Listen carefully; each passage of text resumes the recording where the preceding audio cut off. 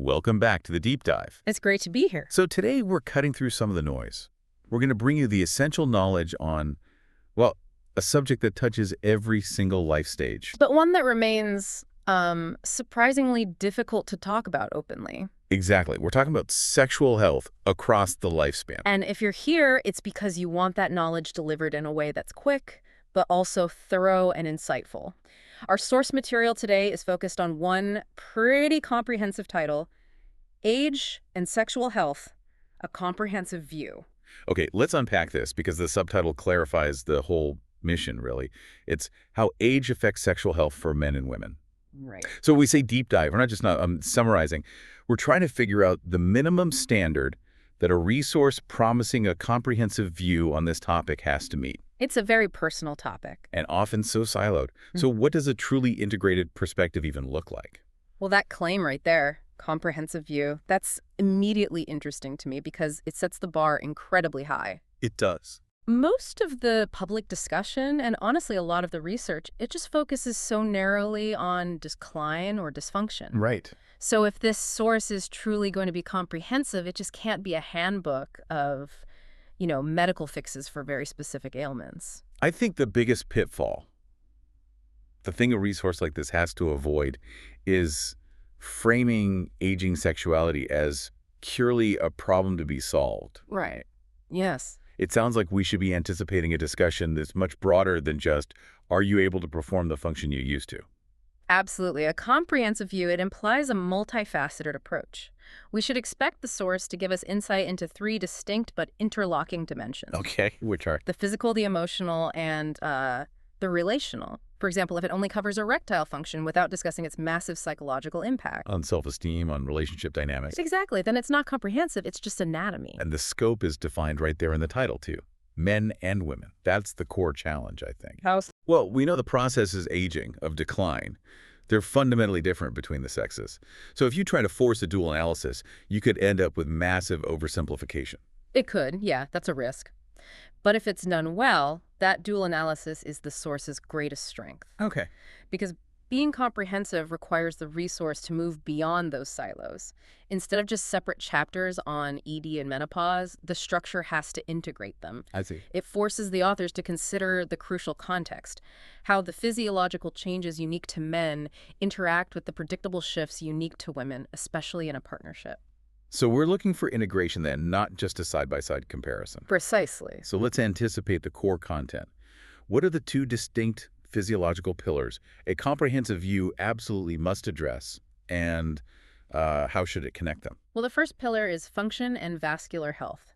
This tends to dominate the male aging narrative. So when the source addresses men, we should anticipate key insights focused on those cardiovascular connections, the really well-established link between heart health, cholesterol, blood flow, and, well, functional capacity. And that's critical because it ties sexual health directly to broader physical fitness. Yes. That's a powerful connection. So if you're a man reading this, the anticipated insight is clear. Your sexual function is a barometer of your overall physical health. It really can be. So a comprehensive resource should detail, for instance, how medications for blood pressure or cholesterol like common statins, how they can introduce side effects that impact performance. Opt for adaptive strategies. Exactly. Now, you contrast that with the second pillar, which really dominates the female aging narrative, hormonal shifts and comfort. Right. So the resource has to offer deep insight into the transition into menopause and the estrogen decline that follows. That primarily impacts lubrication, tissue elasticity. And sometimes even bone density, which can affect comfort during activity. That's a key point. So here's where the comparison gets really interesting for you, the listener. For the aging man, the conversation so often revolves around ability and maintaining that ability. Often with external factors or medical aids? Yes.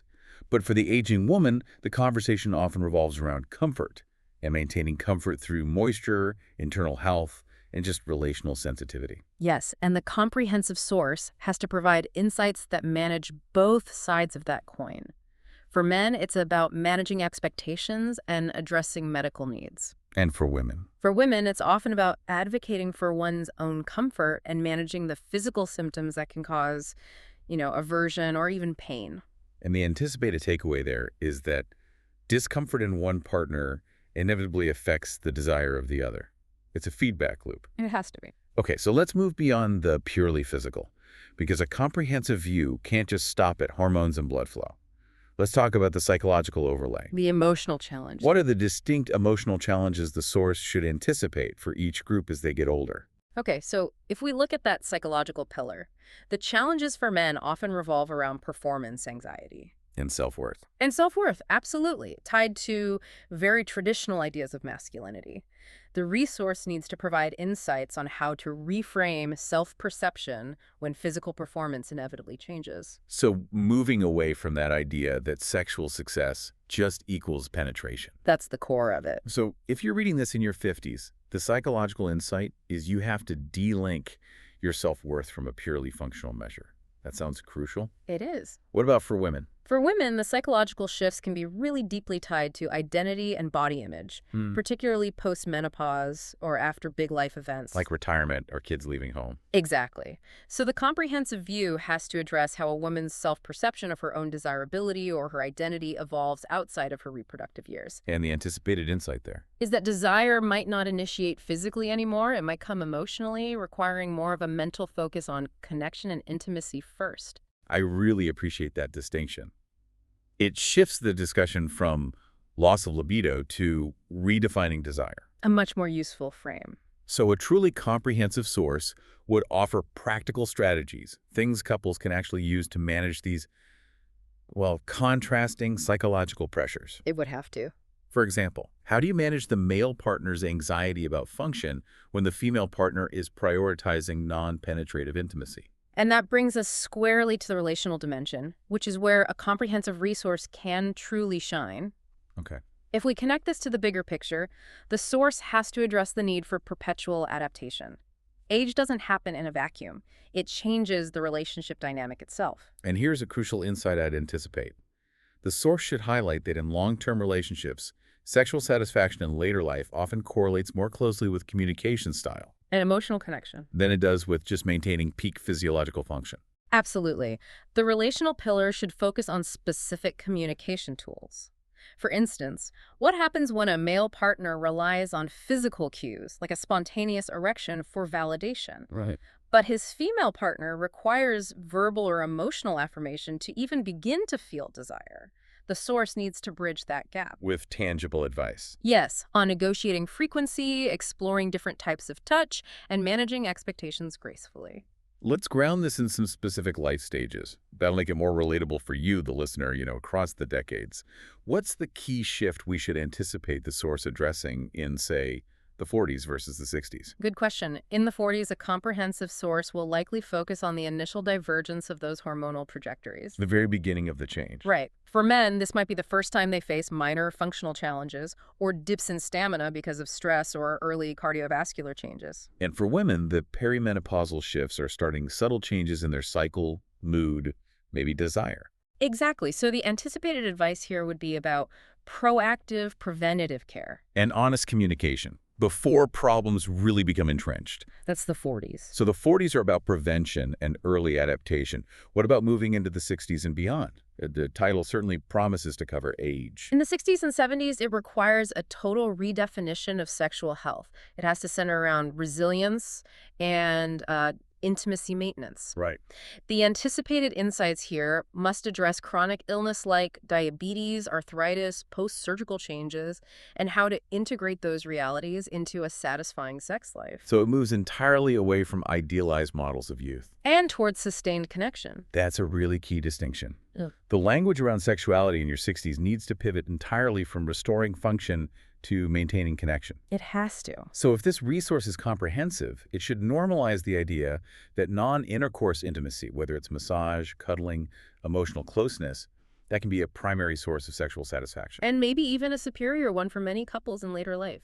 And this is where that dual gender analysis really pays off. How so? Well, if one partner develops a chronic condition that limits mobility, The comprehensive view explains not only the physical adjustment for that person, but the emotional response and adaptation required by the other partner. the partner who is not afflicted. Yes, so they can maintain intimacy without just feeling like a caregiver. That addresses a massive blind spot Yeah. that most of those piecemeal resources completely miss. What's that? The emotional fatigue and and the frustration of the partner whose body is not changing but whose sexual life is inherently impacted by the other's evolution. Exactly.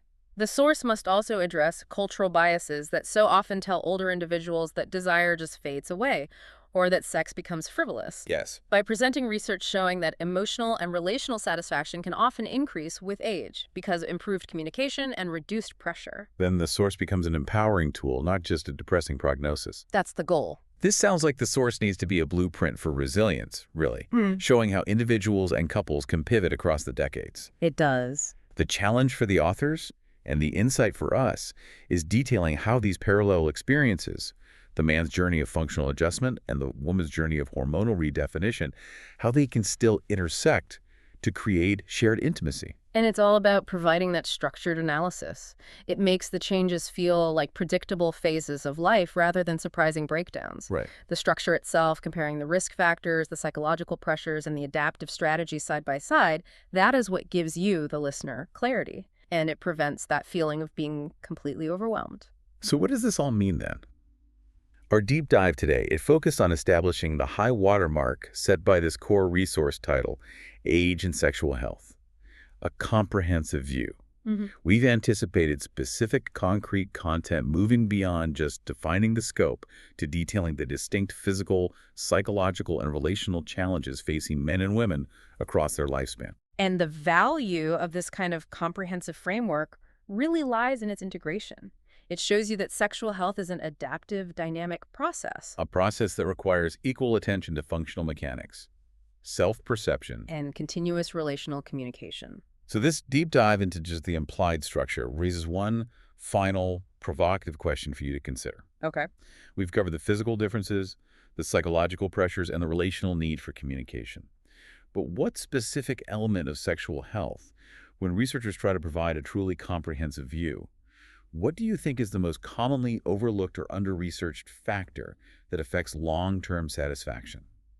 That's a great question to leave people with. Is it maybe the pervasive impact of early life trauma resurfacing in later relationships?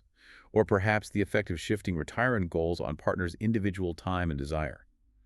That critical lens is how we transform information into deep understanding. And that understanding is precisely what you came here for. We hope this exploration gives you a clear vision of what true holistic health in this area should really entail. Thanks for diving deep with us. We'll catch you next time.